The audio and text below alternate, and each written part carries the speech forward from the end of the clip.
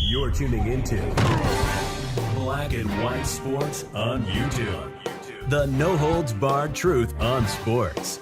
The main event starts. All right, Black and White Sports supporters, let's talk about quarterbacks, Joe Flacco and Kirk Cousins, because these two situations are tied together.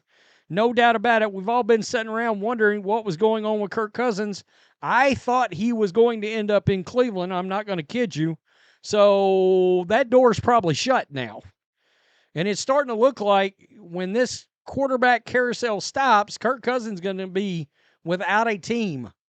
Although there are still Minnesota Vikings rumors out there, which makes me wonder what the hell is going on with J.J. McCarthy. I mean, if there's not only still Kirk Cousins smoke, there's still a little bit of Aaron Rodgers smoke out there in the Vikings.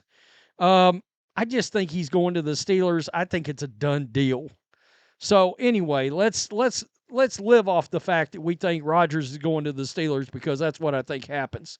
So Florio always grabs these contracts, or at least tries to find out what's the scoop, and he's got the scoop on the contract for Flacco.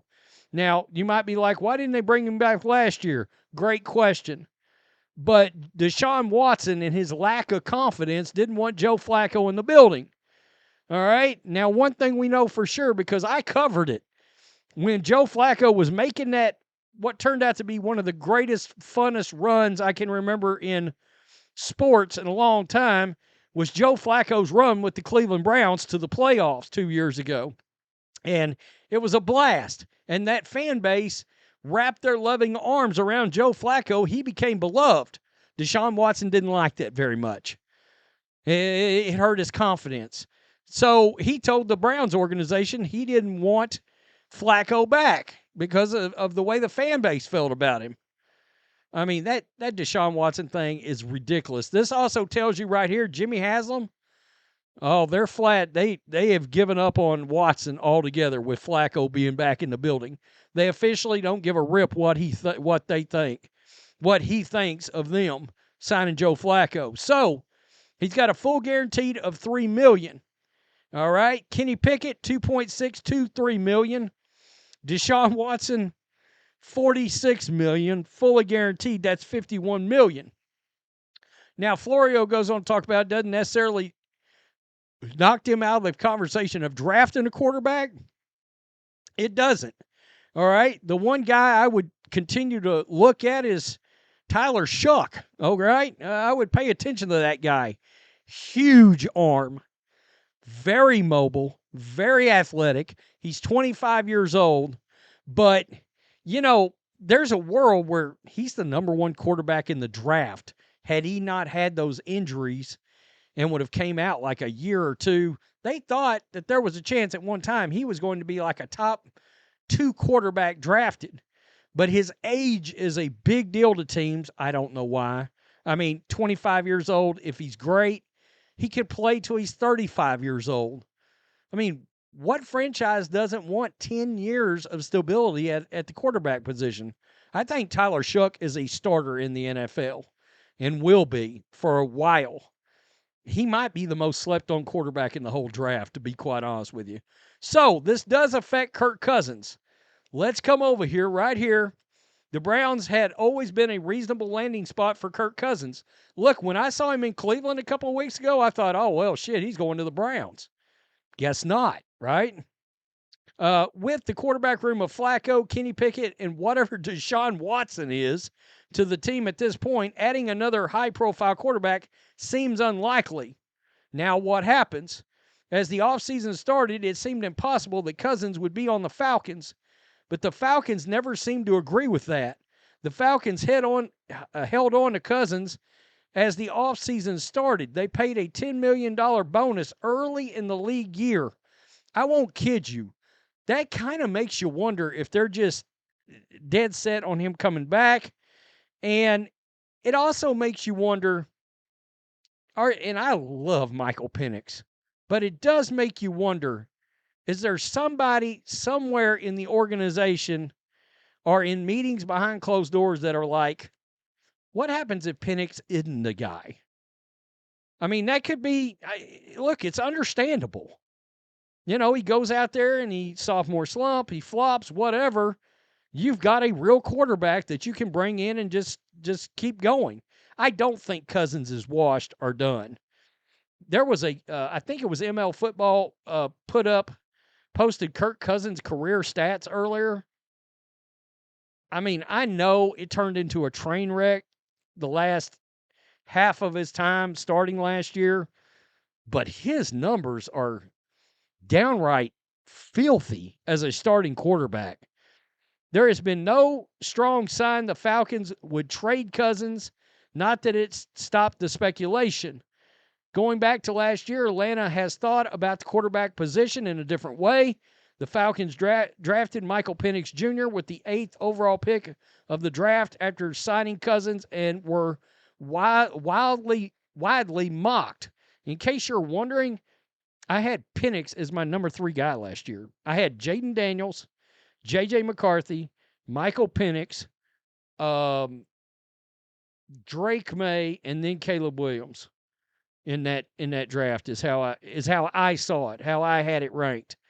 I like I said before, I sure look right about Jaden Daniels right now.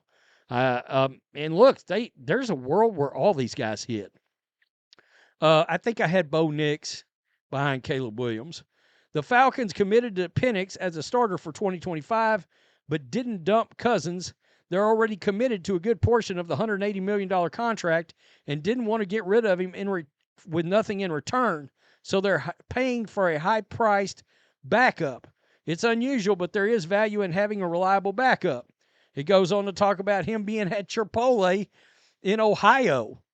It would be a very unusual situation for the Browns to add Pickett, Flacco, and then trade for Cousins in one off season. Obviously, the thing that was to be looked at there is,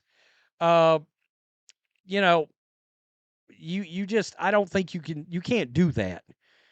Cousins' contract is too big. Even if they got rid of Pickett all of a sudden, it's still way too big to pair up with Cousins. I don't know how they planned on pulling that off because I did think he was going there at one point, but it doesn't make sense. Now Flacco is the one that's got the experience with Stefanski's offense. So does Cousins, all right? But it's going to be interesting. Where does Kirk Cousins land? I think if Aaron Rodgers was to retire all of a sudden, or all of a sudden go to the Vikings out of nowhere, which I doubt, but let's say it happens, then I think Kirk Cousins to the Steelers becomes a real thing. Question is, who do the Falcons get as a backup, yada, yada, yada, whereas right now with a rookie contract and Kirk Cousins contract together, it works. It does work. So we'll have to see. There's a world where Kirk Cousins is going to be a backup quarterback this year. It's crazy to me. It really is. The thing that I would caution people on, when it comes to Achilles tendons injuries, that first year back is always iffy, all right? It's always the year that it takes time to get up to speed, and a lot of times it's a down year for whatever player comes back, all right? Aaron Rodgers, you noticed Aaron Rodgers got a lot better the second half of last season for the Jets. Particularly that last 7 games, Aaron Rodgers was a hell of a lot better. It's because that Achilles tendon was getting really and truly healed up. And he was getting his strength back and the calf and all that. And I can't help but think, because remember, I think Kirk Cousins' Achilles injury was later in the year. All right? So I can't help but wonder, did that injury influence how he played last year? So let's say he's fully healthy now. He may look like Kirk Cousins from 2 and 3 years ago. All right, instead of the one we saw that faded away and Penix had to come in out of the bullpen. Now you get my point. That's where I was going. Anyway, by the way, in case you're wondering, the Browns aren't drafting Shedeur at 2. Could they draft him in the 2nd? I guess. And I watched Quincy Avery, who is part of all of the Elite 11 quarterback camp thing. was on Ryan Russillo's podcast. All right. And all he does is analyze quarterbacks, works quarterbacks, all that whole thing. He made a comment about Shedeur Sanders last night, and I almost made a video just on this. He said if Shedeur Sanders was named Shedeur Williams and wasn't Deion Sanders' kid, he would be viewed as a 6th-round quarterback in the NFL. Ryan Russillo was like, I mean, you could see Russillo's face. He was like, whoa, what? And I heard that, and I thought, kind of matches a lot of what I've seen, you know. Yikes. You guys know I'm not a Shedeur guy at all. I like Cam Ward. I like Jackson Dart. I like Tyler Shook. But Shook, however you want to say it. I mean, out of those 4, Shedeur's definitely 4th for me, without a doubt. And I'm not sure some of the other guys behind him, McCord, maybe. I mean, seriously, I'm not impressed. Tell me what you think. Peace. I'm out. Till next time. Thanks for watching the show. Be sure to like, comment, and subscribe. Be sure to tune in next time on Black and White Sports.